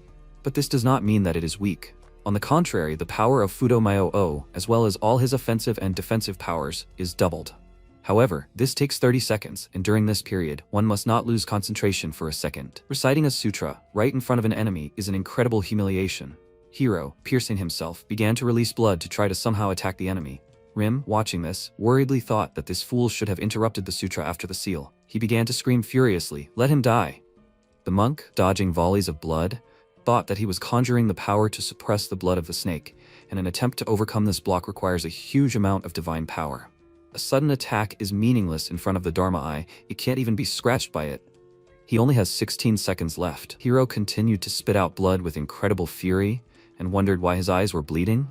He should be at his limit already. Don't let them make him laugh. It can't even break his concentration. After 16 seconds, Yukio said that the power of this prayer is like the virtue of a small child, like flaming ice doused with oil, and like water flowing through the heart of a tree. Everything flows together in his head, like Bhagavan. The moment after saying these words, the spirit of the sutra dealt a powerful blow, which knocked Hiro down. The monk wondered if he had finished him off before the Dharma Eye reached its limit. Athena declared that the first battle had ended in the victory of the Unification Guild. Yukio had won. After some time, Rim healed the boy and remarked that he should try harder. Suddenly, the angels of Ares appeared, saying that they were sick of the coliseum of Athena's hypocrisy. And he lost in such a place? Hiro excitedly tried to apologize, but one of them furiously shouted at him to shut up. His father was giving him a message. He said that he was greatly disappointed in him. He was honored to receive it from his hand. The other, holding a sword, noticed that the sword of Damocles also wanted to take a piece. They began to strike at his back. Shoya, seeing this, was surprised to ask, "Is this how they treat their own Ezers?" The angels, with malicious smiles, having beaten him, told him to consider this his father's last mercy. When they disappeared, Hiro furiously shouted that he would kill the monk next time. Shiraya, with a serious face, walked forward and replied that there would be no next time. He created a scythe and added that now they would burn alive in the all-consuming flames of Hades. Shoya, with a serious face, said that he would take it upon himself. Yae, holding the item in her hands, said, "Let him take it." He was going against the Reaper himself, and he was able to call upon the spirits, but this would help. He took it and said that he would find a use for it. A system window appeared, which said that an item was received from Yae. It was placed in the inventory. The monk and Jiru wished him luck. Shoya, setting off, thought that as a samurai, he could project the aura of the blade to push the enemy at a distance. But it takes time to create a charge. Still, in one-on-one battles, close combat is the best solution. First, he will close the distance with a quick step.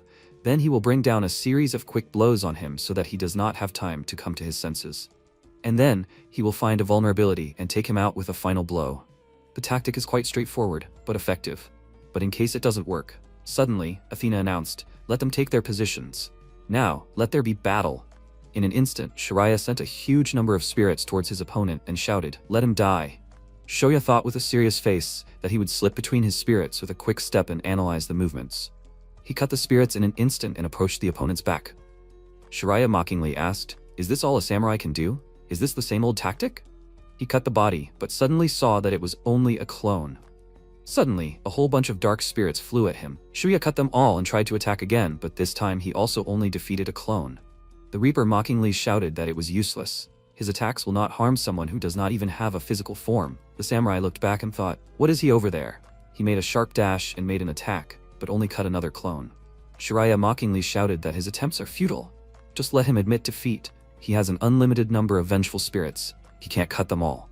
A samurai who can't even see his enemy is useless.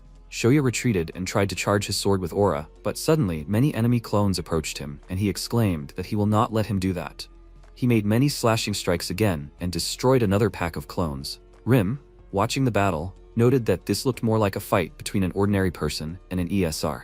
Hiro answered discontentedly that he was just lucky. She said that if he didn't know, it's actually very difficult for a samurai to lead a guild. The girl looked at Yae and thought that for a middle ranker, she was somehow too relaxed. Apparently, they still had an ace up their sleeve.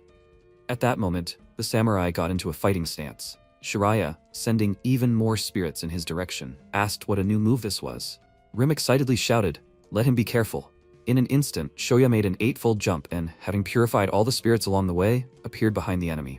When the 6th shelter had just appeared, the military and players united to look for monster nests. And near the 6th shelter, they found a mine from which monsters were pouring out. This place became the first research base. At first, the monsters were small caliber, so things went well. But when the researchers went deeper into the mine, everything changed. The types of monsters, their numbers, and even their ranks. Inside the cave was a whole ecosystem of monsters, like a hidden nest. In the deepest parts of the cave, a rank 80 spider settled. At that moment, humanity had no chance. And then Shoya distracted the monster so that the rest could escape. And no one knows what happened next, but 3 days later, a cry of despair from a defeated monster echoed through the cave. And as if in response, the cave began to collapse. The man himself jumped out of the cave at the last moment, pushing off from the falling stones. And the skill he used for this was called 8-fold jump. This is a terrifying technique that allows you to make 8 consecutive jumps, each one several times faster than the previous one. During the battle, Shoya, having cut the clone again, thought that he had already used 3 jumps to avoid the vengeful spirits. This would be the 4th jump. He rushed towards the enemy with lightning speed and struck. Shiraya was frightened, wondering what the hell was going on. He was jumping faster and faster. He created another clone and was able to dodge the attack. The samurai made a 5th jump and struck again. The Reaper again barely dodged and avoided damage. Later, he made 6 and 7 instant jumps and, having killed the clones, thought that with the power inherited from that hero, he eliminated the surrounding spirits. Using the advantage in speed, he will cut him down before new spirits have time to form. Shoya made the 8th lightning jump and, having closed the distance as much as possible, thought that as he thought, if he overtook him, he simply would not have time to recreate them. If he could reduce everything to close combat, then he could win. The samurai took a fighting stance and used the skill Hero's Legacy. Rim, watching this, noted that it was not surprising that he held the position of the guild leader for so long, although he was not an ESR. With such strength, one could easily compare with most guilds. There were many guesses about how the tower was formed. The most widespread theory was that the towers are a combination of human history and mythology into a single whole. History and myths in this picture are inseparable, and the gods from myths, accordingly, are opposed to heroes from history. But becoming the chosen one of the gods or the heir of the hero are fundamentally different things.